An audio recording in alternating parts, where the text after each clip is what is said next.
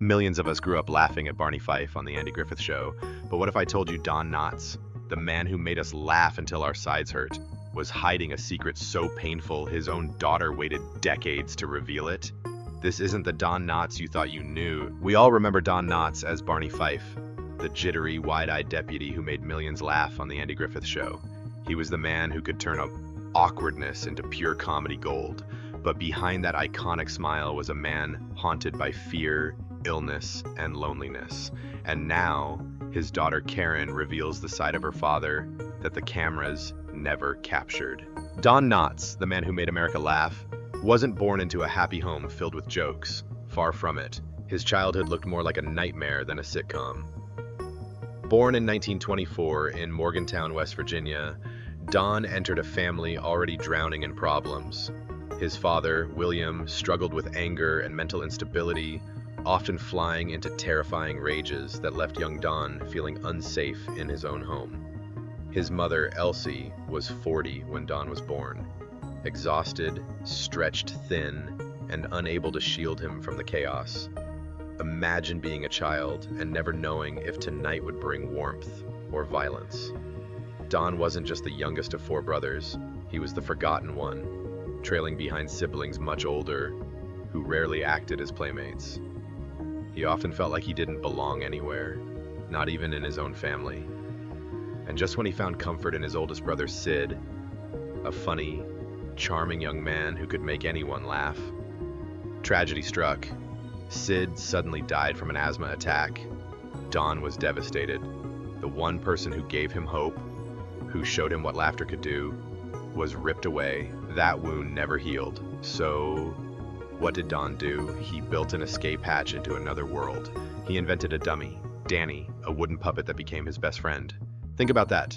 A little boy in a house of fear, whispering secrets to a doll, inventing comedy routines just to survive the darkness around him. His classmates thought he was hilarious, even electing him class president. But what they didn't see was the truth. That every smile on his face was a mask. Every joke a shield hiding the raw anxiety inside. His daughter Karen would later admit, the nervous character you saw on screen wasn't acting. That was my father's real fear, bottled up from childhood. The twitchy eyes, the stammer, the awkward body language. It wasn't just comedy, it was therapy, it was survival. Don wasn't just trying to make people laugh, he was trying to keep himself from breaking apart. By the early 1940s, Don had a dream of making it big in New York. But when that first attempt collapsed, he came back home heartbroken and empty-handed. Then came World War II. And here's where the story takes a shocking turn. Don enlisted in the army, but not to fight. He didn't storm beaches or charge battlefields. Instead, he was drafted into something almost stranger, entertaining the troops. He joined the 6,817th Special Services Battalion, a unit designed to keep soldiers sane under the crushing weight of war. Picture this. Thousands of soldiers, many just teenagers, sitting in sweltering makeshift theaters on Pacific Islands, waiting for a moment of relief before being sent back into hell. And out walked Don Knotts, not a soldier with a gun, but a scrawny kid with bulging eyes, shaking hands, and a nervous twitch. At first glance, he looked terrified, but then he turned that fear into fuel. His stammering, bug-eyed act wasn't just funny, it was relatable. Soldiers laughed because they saw themselves in him. He mirrored their own fear of death, their own anxiety about war, and he made it hilarious. Don wasn't just entertaining the troops, he was giving them something priceless, a release, a way to breathe again. Night after night, he made men who expected to die the next day laugh until they cried. He wasn't brave in the traditional sense, but in his own way, he was giving them strength. When the war ended, Don left the army decorated with honors: the World War II Victory Medal, the Philippine Liberation Medal, and 4 Bronze Service Stars. But more importantly, he left with something deeper. The realization that his strange, jittery energy wasn't a curse, it was his weapon. He could take pain and transform it into laughter, He could stand on stage trembling with anxiety and still make people adore him for it. The boy who once cowered in fear of his father was now commanding rooms full of hardened soldiers. And for the first time in his life, Don Knotts understood that his weakness was also his greatest power. By the mid-1950s, Don Knotts was no longer just some awkward guy chasing auditions in New York. He was fighting tooth and nail for every gig he could get. Casting directors looked at him and said, "You'll never be a leading man. Too skinny, too nervous, too strange." But Don refused to quit. He knew what they didn't, that his jittery, bug-eyed persona wasn't a weakness, it was his ticket. And then it happened. In 1956, Steve Allen gave him a shot on The Steve Allen Show.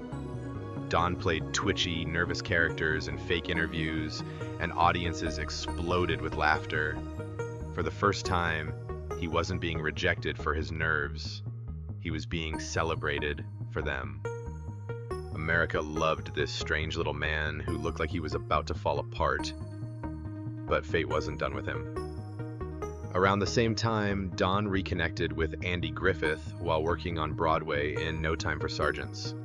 The chemistry between the two was electric, Andy's calm country charm colliding perfectly with Don's frantic energy. It was comedy lightning in a bottle. Then came 1960.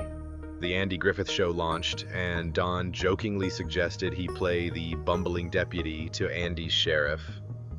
That joke changed his life. Barney Fife was born. Week after week, Don transformed awkwardness into pure comedy gold. His twitching face, his stuttering voice, his over-the-top panic attacks, suddenly they weren't flaws. They were America's favorite punchlines. Within 5 years, he had won 5 Emmys. He wasn't just an actor anymore. He was a legend. But here's the part nobody saw. Behind the laughter, Don was cracking under the pressure. Fame had given him everything. Awards, recognition, money. But it also gave him sleepless nights, a failing marriage, and a gnawing anxiety that no applause could silence. He could make millions laugh, but when the cameras turned off, he often went home to silence. By the 1980s, Don Knotts was a household name, but his private battles were escalating. His second marriage to Laura Lee Salva was filled with tension and ended in 1983. The breaking point? A devastating diagnosis. Macular degeneration, a disease that threatened to steal his eyesight. For a man whose entire career depended on exaggerated expressions and perfect timing, the idea of going blind was unbearable. Don spiraled. He sank into despair, and Laura Lee admitted that his reaction to the diagnosis, the depression, the way it consumed him, was what finally ended their marriage. Surgery saved much of his vision, but the emotional scars remained, and his body wasn't done betraying him. Years of heavy smoking had taken a hidden toll. By the late 1990s, doctors found signs of lung cancer. Don had quit more than a decade earlier, but the damage was already written into his lungs. He fought quietly, refusing to let fans know how sick he really was. Even as his health declined, he kept the truth from the public. Why? Because Don never wanted to shatter the image people had of him. He wanted them to remember Barney Fife, the man who made them laugh, not the frail, broken man fighting cancer in silence. But in the middle of all this darkness, something unexpected happened. In 1987, while working on the sitcom What a Country, Don met a young actress named Frances Yarborough. At first, it seemed unlikely. She was younger, she worked behind the scenes, and Don was already a legend past his prime. But Frances saw something in him that others didn't. She saw the vulnerable man behind the nervous act. What started as a working relationship turned into something much deeper. Over time, Frances became the anchor Don had always needed, but rarely found. They married in 2002, and for the first time in decades, Don had stability, love, and companionship. Frances later revealed why she loved him. Not because he was famous, not because he was funny, but because of his vulnerability. She was drawn to the way he carried his pain while still finding ways to make others laugh. But their happiness was short-lived. By 2006, Don's cancer had advanced beyond treatment. His body was giving up, but his spirit wasn't. Even in his final days, hooked up to machines, barely able to breathe, Don kept cracking jokes. He performed one last show from his deathbed, making his family laugh so hard that Karen, his daughter, ran out of the room, embarrassed to laugh while her father was dying. Later, she admitted it was her biggest regret, because Don would have wanted nothing more than for his family to laugh with him until the very end, and that's exactly what he did. Don Knotts, even as he faced death, refused to surrender to despair. He left this world the same way he lived in it, with a nervous twitch, a shaky smile, and a perfectly timed punchline. By 2006, his body was failing, but his instinct for comedy never left. On his deathbed, Don made his family laugh so hard that his daughter Karen had to leave the room. She later admitted she regretted it, because laughter was exactly what he wanted. At 81, Don Knotts passed away, but not before reminding everyone who he truly was, a man who gave the gift of laughter until his very last breath. Years later, his daughter Karen, now 71, revealed the painful truth in her memoir, Tied Up in Knots. Don's life was not just comedy, it was trauma, anxiety, and hidden battles that fame could never heal. Her words don't tarnish his memory, they complete it. They remind us that sometimes the brightest laughter comes from the darkest places.